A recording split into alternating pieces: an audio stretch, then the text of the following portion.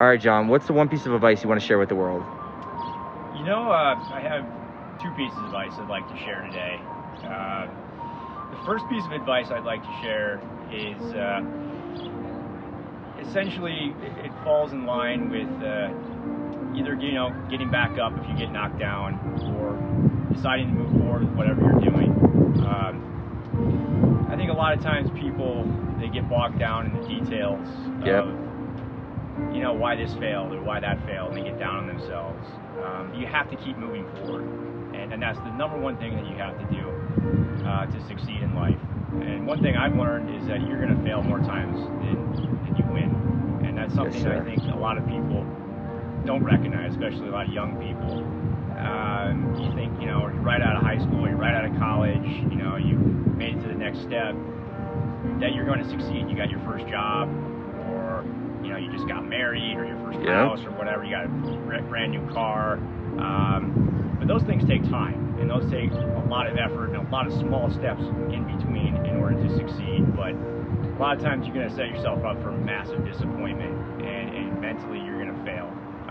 And you're not going to fail just a little bit. You're going to sink way down into some sort of depression.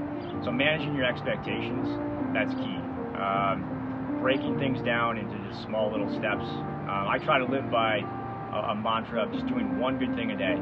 Yeah, I love that. I'm a small business owner, and I don't have to conquer the world today, but if I move the ball just one step forward, if it's just one email, one sales call, I reached out to one vendor, and I got one little thing secured, that's okay, I moved that ball one step forward, to my ultimate goal.